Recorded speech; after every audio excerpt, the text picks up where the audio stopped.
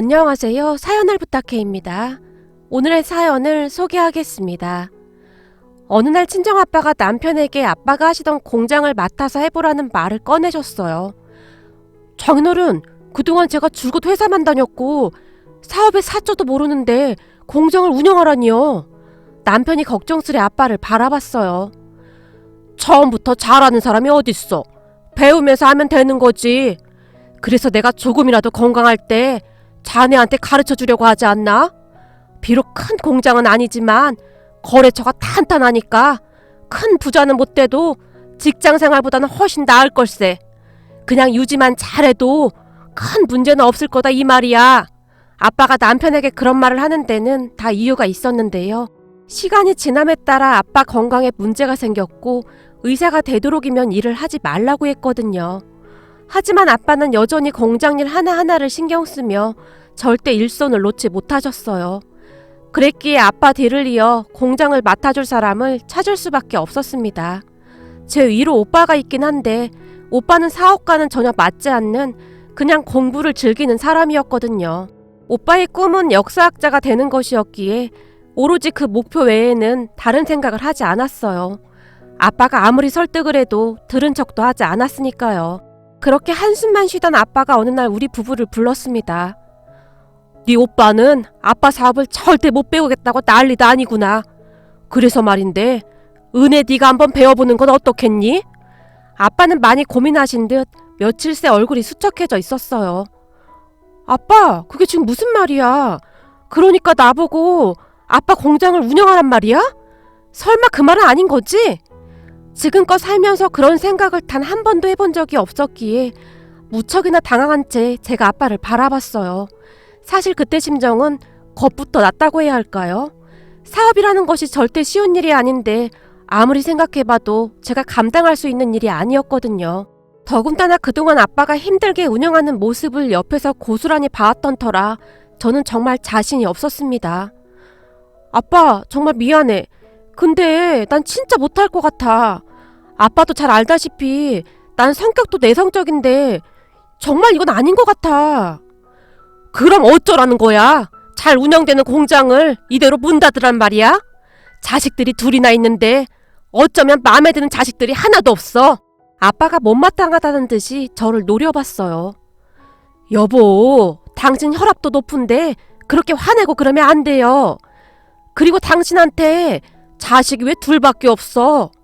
엄마가 의미심장한 눈빛으로 아빠를 바라봤어요. 그럼 나한테 자식이 둘이지 셋이야? 그게 뭔 소리야? 아니, 채서방이 있잖아. 사이는 자식 아닌가? 우리 채서방이 성격도 시원시원하고 눈치도 빠르고 결단력도 있고 내가 보기엔 아주 적임자야. 살면서 우리 은혜가 가장 잘한 일이 채서방과 결혼한 거라니까. 엄마가 우리 남편의 등짝을 툭 하고 내리쳤어요. 장모님, 그 채서방이라고 하면 혹시 저를 말씀하시는 건 아니신 거죠? 남편이 토끼 눈을 뜬 채 엄마를 바라봤어요. 그럼 우리 집안에 채서방이 또 있단 말인가? 당연히 자네를 말하는 거지.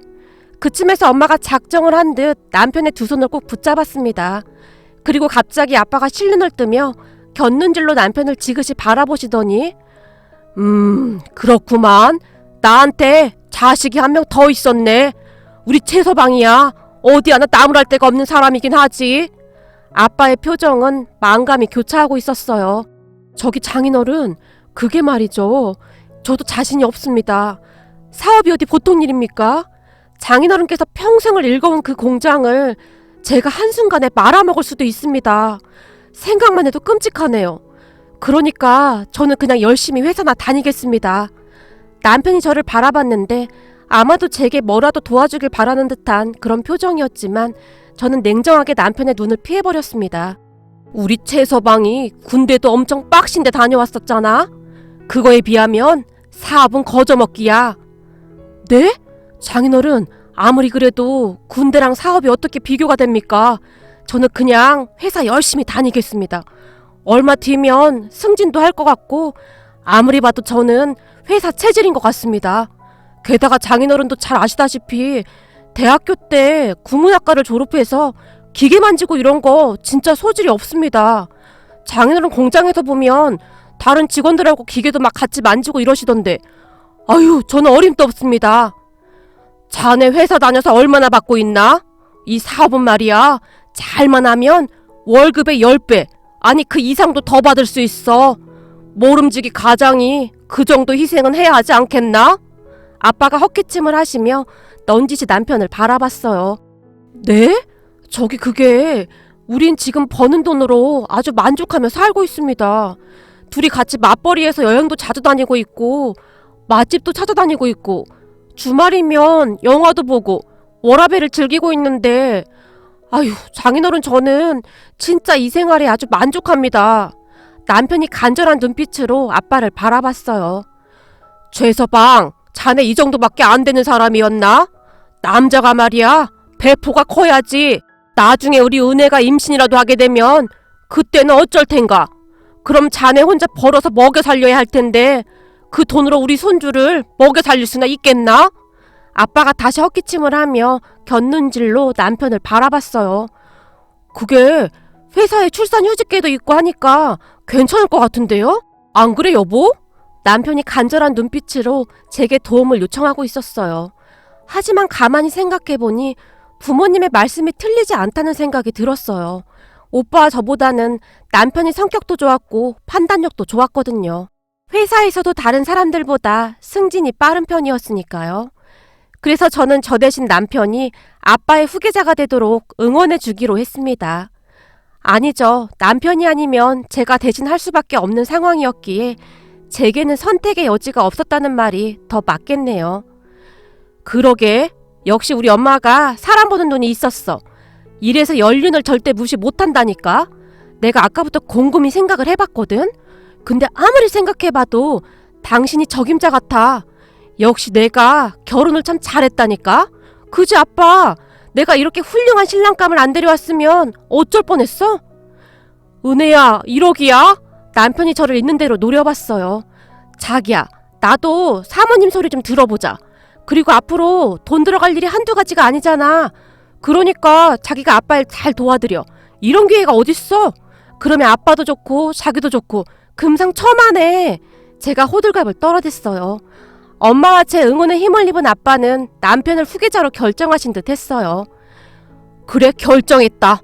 최서방이 잘 해주리라 난 믿네. 자네라면 충분히 잘 해낼 걸세. 장인어른, 저는 정말 자신이 없긴 합니다만 한번 생각은 해보겠습니다. 남편이 기어들어가는 목소리로 겨우 말을 했어요. 그런 남편을 보며 약간은 미안한 생각이 들었어요. 아빠, 근데 용수 오빠 말이야. 아빠 공장에서 일한 지 꽤 오래됐잖아. 그럼 전반적으로 일도 많이 할 텐데 용수 오빠한테 맡기면 되는 거 아니야?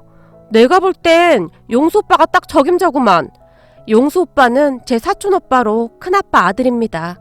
그동안 아빠와 같이 꽤 오랜 기간 동안 일을 해왔기에 그 누구보다도 공장 일을 많이 알고 있었거든요. 내가 그동안 어떻게 운영한 공장인데 그게 그렇게 쉽지가 않은 거야. 아빠가 갑자기 긴 한숨까지 내쉬었어요. 뭐야, 아빠 설마 반드시 아빠 아들딸이 물려받아야 한다는 그런 조선시대 생각을 하고 있는 거 아니야? 요즘 보면 전문 경영인도 많이 있잖아. 사고를 조금만 바꾸면 그거 아무것도 아니야. 그런 건 아닌데 난 우리 최서방이 해줬으면 좋겠구나. 우리 최서방 정도가 돼야 내가 믿고 맡기지. 아빠가 제 말은 들은 척도 하지 않은 채 그 말만 되풀이할 뿐이었어요. 그렇게 우리 남편은 하루아침에 아빠 공장의 후계자가 되었습니다.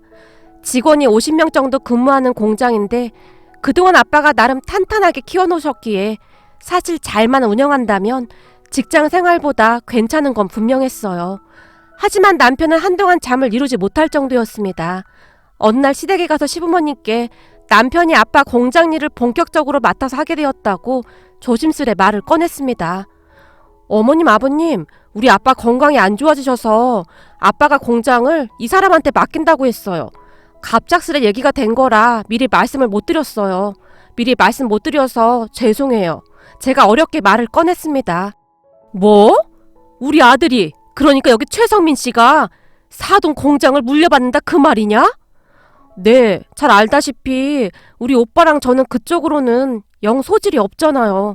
그나마 이 사람이 성격도 좋고 이래저래 제일 안심이 된다고 부모님께서 이해한테 부탁했어요. 아니 아무리 그래도 그렇지 이건 좀 아니지 않니? 생각해봐라.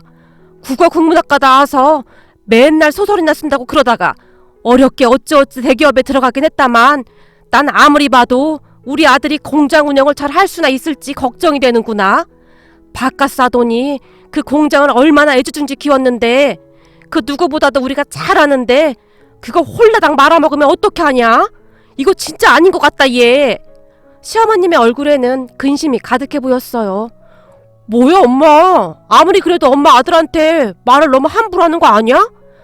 아니 내 말은 그게 아니라 이 공장 운영한다는 게 어디 보통 일이니? 근데 네가 그 공장을 운영하겠다고? 기계의 기자도 모르는 네가? 너 가만히 생각해봐. 완전 기계치에다가 멀쩡한 것도 건드려서 다 고장내는 마이너스 손이잖아. 거기다 맨날 그 뭐냐 똘스토인가 뭔가 그 양반 책만 끼고 살던 네가 공장을 운영한다고? 네가 기계를 어떻게 만져? 아무래도 이건 아닌 것 같다. 시어머님께서 걱정스레 남편을 바라보셨어요. 엄마, 그리고 똘스토이가 아니고 톨스토이거든? 남편이 뾰루퉁한 표정으로 시어머님을 바라봤는데요. 그 순간 옆에 있던 시누이가 한마디를 덧붙였어요. 그러게, 오빠 전등도 무서워서 못 가는 사람이 그걸 어떻게 하려고 하는 거야? 내가 봤을 때 이건 그냥 게임 오버야, 게임 오버. 언니, 잘 생각하세요. 오빠가 한 달 안에 공장 기계 보고 기겁해서 도망 나온다에 한 표 걸겠습니다. 뭐야, 어떻게 된 게 내 편이 하나도 없어. 몰라, 난 이미 회사에 말했으니까 이제 되돌릴 수도 없어. 우리 장인어른 말씀에 따르면 열심히만 하면 돈도 엄청 많이 벌 수 있을 거래. 나 돈 많이 벌어서 떵떵거리고 살 거야. 두고 봐. 시댁 가족들이 남편을 계속 무시하는 것에 대해 오기가 생겼던 것인지 남편이 이를 악물었어요.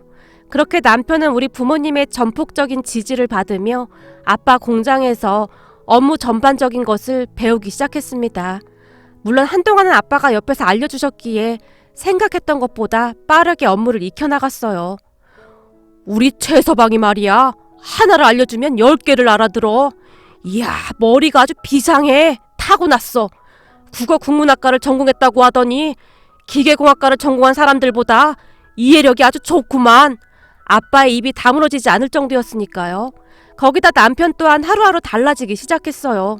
여보, 내가 배워보니 할만해.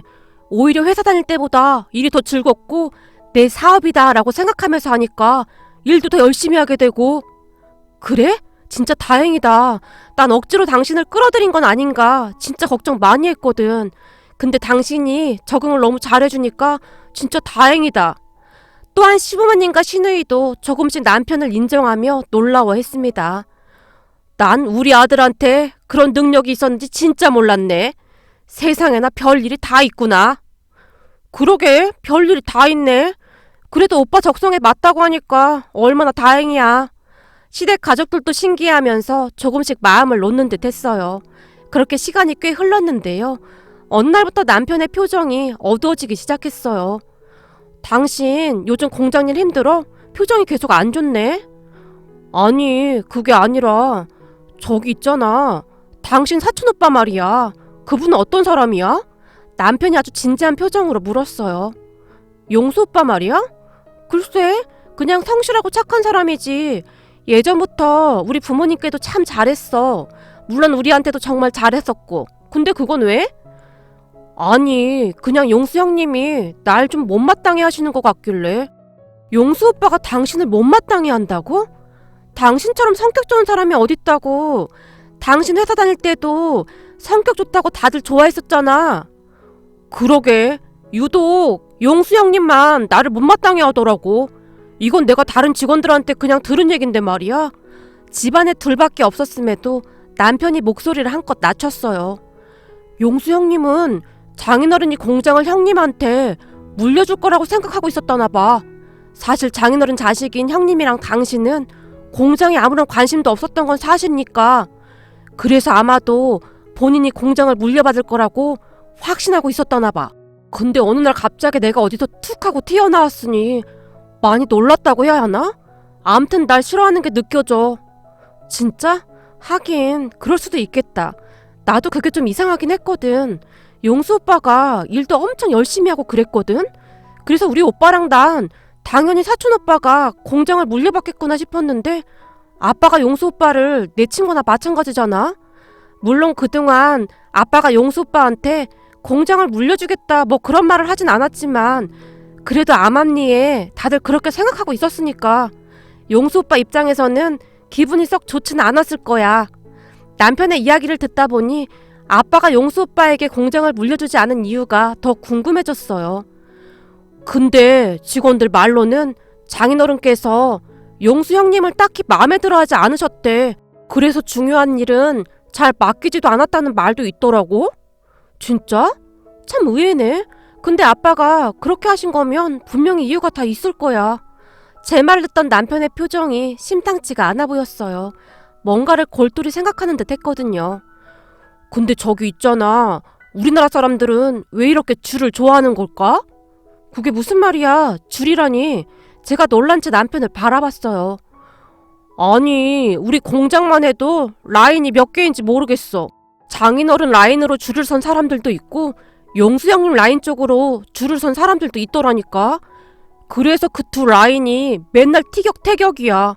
난 설마 공장에 그런 게 있을까 싶었거든. 근데 말도 마. 지금 난리도 아니야. 이건 말이야. 궁중 암투는 저리 가라야. 남편이 잔뜩 미간을 찌푸렸어요. 진짜? 그럼 당신 라인도 있는 거야? 장난해. 내가 공장에서 일한 지 얼마나 됐다고 내 라인이 있겠어? 그래도 이제부터 당신이 후계자인데 당신 라인도 있어야 하는 거 아니야? 우와, 그럼 혹시 TV에 나오는 그 사극의 왕처럼 직원 식당 음식을 김이상궁이 먼저 먹어보고 당신한테 주고 그래야 하는 거 아니야? 제가 침까지 꼴깍 삼키며 남편을 바라봤어요. 그건 또 뭔 말이야. 난 지금 농담할 기분이 아니란 말이야. 아니, 내 말은 궁중 암투 때문에 내가 가부가 될 순 없잖아. 그니까 항상 조심하란 말이야. 당신은 지금 이 상황에 농담이 나와? 내가 미친다 미쳐. 남편이 저를 있는 대로 노려봤어요. 자기야, 걱정하지 마. 내가 내조 잘할 테니까. 내가 오늘부터 사극이란 사극 모조리 다 보고 암투극에서 승리할 수 있는 방법을 연구해볼게. 그러니까 항상 몸 조심해야 해. 누가 음료수 준다고 그냥 막 덥석 받아먹지 말고. 제가 진지한 표정으로 남편의 등을 토닥였어요. 됐다 됐어. 내가 무슨 말을 하겠냐. 난 라인 이런 거 딱 질색이거든. 그렇게 남편과 저는 한동안 심각하게 이런저런 이야기를 나눴는데요. 남편은 많이 심각해 보였지만 저는 그저 웃음만 나올 뿐이었어요. 직원이 50명 정도 되는 공장에서 무슨 일이 그리도 많은 것인지 신기했거든요. 하지만 남편은 생각했던 것보다 일을 훨씬 빨리 배워나갔습니다. 남편이 메고 다니는 가방에는 여러 가지 공장 부속품들이 많이 들어있기도 했어요. 아니, 이걸 왜 집에까지 가지고 오는 거야? 내가 문과 출신이라 이쪽으로는 진짜 아무것도 모르잖아. 그래서 빨리 익혀야 할 것 같아서 공부하려고. 그래야 무시당하지 않지. 그렇게 우리 거실 한켠에 기계 부속품들이 하나둘씩 늘어나기 시작했습니다. 그리고 아빠는 그런 남편을 정말 자랑스러워 하셨고요. 우리 최서방이 일도 열심히 잘하고 성격도 참 좋아. 내가 몇 달 동안 거래처 사장들한테 인사시켰는데 다들 아주 듬직하다고 부러워하더구나. 거기다 우리 공장 직원들한테도 어찌나 예의 바르게 행동을 하는지 다들 입이 닳도록 칭찬하고 있어. 공장장이 원래가 무뚝뚝해서 웬만하면 괜찮다는 말을 절대 입 밖으로 하는 사람이 아닌데 우리 최서방은 아주 괜찮은 사람이라고 그렇게 칭찬을 하지 뭐야? 모르는 게 생기면 우리 최서방이 공장장을 졸졸 따라다니면서 이해가 될 때까지 하루에 100번도 더 물어본단다. 그러더니 몇 달 만에 그걸 다 익혔다고 하더구나. 아빠의 얼굴에 미소가 가득했어요. 장인어른 과찬이십니다. 아직 많이 부족해서 공장 직원들에게 죄송하기만 합니다. 앞으로 더욱 열심히 배우겠습니다. 그렇지, 그래야 하는 거지. 벼는 익을수록 고개를 숙여야 하는 거라고 했잖나. 우리 최서방이 공장 직원들 말에 귀 기울여주고 배우려고 노력하니까 얼마나 좋아 그래? 사장이랍시고 목만 빳빳이 들고 다니면 누가 도와주겠나? 아주 잘하고 있네. 마치 아빠에게는 우리 남편만 존재하는 듯 아빠는 허구한 날 남편 칭찬뿐이었어요. 거봐 내가 뭘 했어. 내가 딱 보고 우리 최서방이 해낼 줄 알았다니까. 아주 기특해. 엄마가 남편의 손을 덥석 잡으며 활짝 웃었어요. 그렇게 우리 남편은 승승장구 해나가고 있었습니다. 그러던 어느 날 생각지도 못한 일이 일어났는데요. 그 사건으로 인해 공장이 발칵 뒤집어지고 말았어요. 그러니까 남편이 점점 일을 배워나가기 시작하면서 공장에 대해 전반적인 흐름을 꿰뚫기 시작했어요. 그러다 보니 남편의 눈에 이상한 것들이 한두 개씩 보이기 시작했다는데요. 공장장님의 도움을 받아 꺼림칙한 부분들을 샅샅이 조사해 나갔던 모양입니다. 그런데 정말 놀랍게도 그 사건에 사촌오빠가 연루되어 있더랍니다. 그러니까 한마디로 표현하자면 사촌오빠가 앙심을 품고 본격적인 공장 암투를 벌였던 것 같았어요. 그때 사촌오빠의 만행이 하나둘씩 드러나기 시작했거든요. 와, 진짜 무섭더라니까? 내가 공장 일을 조금씩 맡아서 하면서부터 거래업체에 보내줄 대금도 계속 미루고 내가 그런 지시를 내렸다고 거래업체에 이상한 소문도 내고 게다가 내 지시사항이라고 오랫동안 거래해오던 업체랑 계약이 끊어진 것도 있더라니까? 아마도 장인어른이 날 신뢰하지 못하게 만들기 위해 회사에 손해를 끼치면서까지 중간에서 계속 이간질을 하는 것 같아. 요즘 장인어른이 날 보는 눈빛도 좀 이상하고 암튼 사촌형님이라 어디다 말하기도 그렇고 참 난감하네. 진짜? 아니 그 공장 안에서 별일이 다 일어나는구나? 내가 공장을 안 맡길 잘했지. 아유 생각하기도 싫다. 근데 얘기 듣고 보니 사촌오빠 너무 괘씸하네? 내가 아빠한테 말할까? 아니 그러지 마. 그러면 나도 같은 사람 되는 거니까. 남편이 급히 손사래를 쳤어요. 그러던 어느 날 정말 뜻하지 않게 한 직원에 의해 공장 암투가 종지부를 찍게 되었는데요. 퇴근 후 남편이 맥주를 마시면서 조용히 말을 꺼냈어요. 아무래도 용수 형님 앞으로 회사 다니기 어려울 것 같아. 정말이지 용수 형님 생각했던 것보다 더 최악이야. 용수 형님 라인에 있던 직원 한 명이 있었는데 둘이 퇴근하고 당구장에서 당구를 쳤었다나 봐. 근데 용수 형님이 당구장에서 아무렇지도 않게 대출받는데 보증을 서달라고 했다나 봐. 용수 형님이 전에도 그 직원한테 돈도 꽤 여러 번 빌려갔었다나 봐. 근데 그걸 갚지도 않고 또다시 보증까지 서달라고 해서 그 직원이 어렵다고 했더니 그때부터 승진 문제로 압박까지 하면서 그렇게 힘들게 하더래. 결국 그 직원이 참다 장인어른이 계신 사장실로 무슨 서류 같은 걸 잔뜩 들고 들어왔는데 한 손에는 사표까지 들고는 그동안 용수 형님이 벌였던 일을 다 터트려버렸어.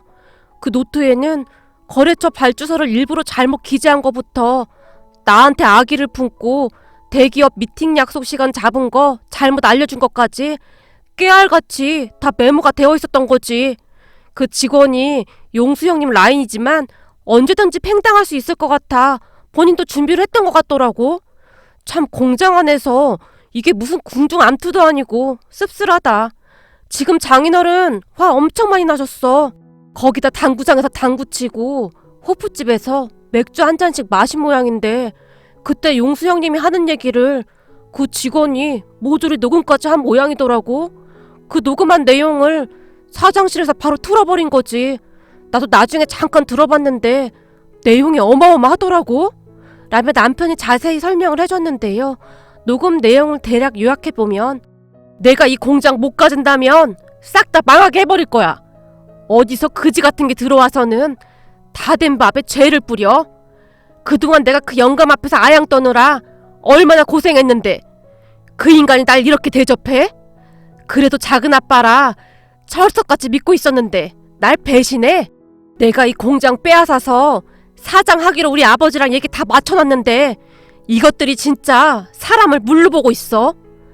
정말이지 듣고도 믿을 수 없는 말들이 흘러나왔는데요. 남편이 고개를 절레절레 흔들며 긴 한숨을 내쉬었어요. 결국 사촌오빠는 공장에서 쫓겨났습니다. 그동안 네가 뒤로 해먹은 거 다 메꿔야 할 거야.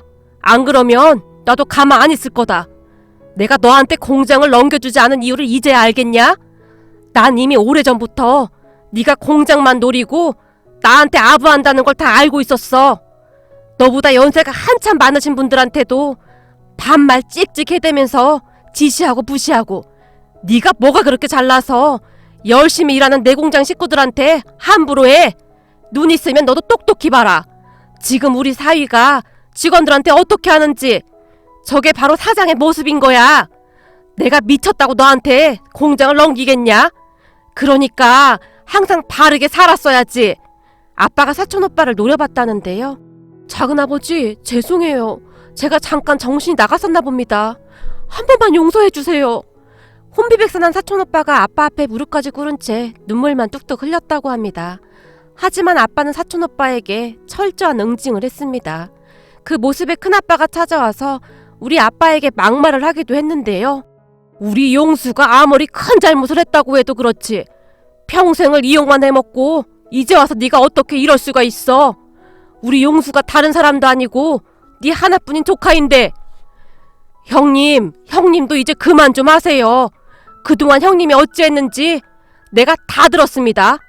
어떻게 하면 우리 공장을 가로챌까 그 고민만 하셨더군요. 형님이 저한테 어떻게 이럴 수가 있단 말입니까?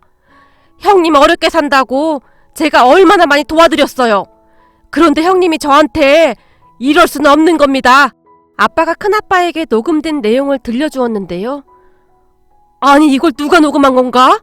사촌오빠의 생생한 목소리가 그대로 흘러나왔거든요. 형님, 악한 마음을 품고 모이는 자들은 원래가 충성심이 없기 마련입니다. 왜냐하면 그 자들은 돈만 보면 왔다 갔다 하는 간신배들이거든요. 하지만 진심으로 내 편인 사람들은 절대 배신하지 않죠. 무슨 일이 있어도 의리를 지키거든요. 아빠가 큰아빠를 안타까운 듯이 바라보셨어요. 우리 인연도 여기까지입니다. 그러니까 앞으로 우리 앞에 다시는 나타나지 마세요. 동생, 미안하네. 사실 우리 용수가 서운하지 않았겠나? 당연히 공장을 물려받을 거라고 생각했을 텐데 하루아침에 팽당했으니 얼마나 서운했겠는가. 그러니까 한 번만 눈 감아주게나. 큰아빠가 아빠에게 간절한 목소리로 말했어요. 아니요, 그건 안 됩니다. 제가 형님 가족들 어려울 때 그동안 챙겨준 게 얼만데 사람이라면 절대 이럴 수는 없는 겁니다. 아빠의 얼굴에는 분노가 가득해 보였습니다.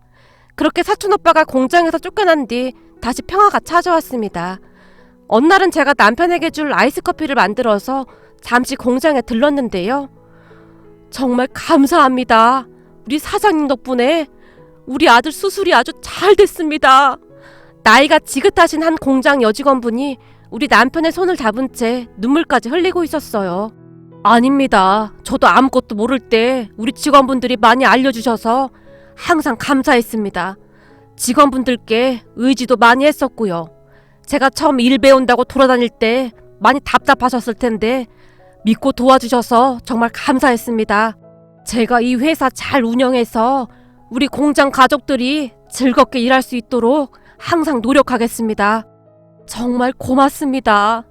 남편 먼저 떠나보내고 홀로 힘들게 아들을 키웠는데 갑자기 백혈병에 걸려서 눈앞이 깜깜했습니다. 수술비도 수술비인데 병원비도 어찌 감당해야 하나 걱정하다가 혹시 몰라 사장님께 말씀드렸는데 잠시도 망설이지 않고 도와주셔서 정말이지 너무나 놀랐습니다. 제가 이 은혜는 살면서 평생 갚겠습니다. 어르신의 눈에는 눈물이 그렁그렁했어요.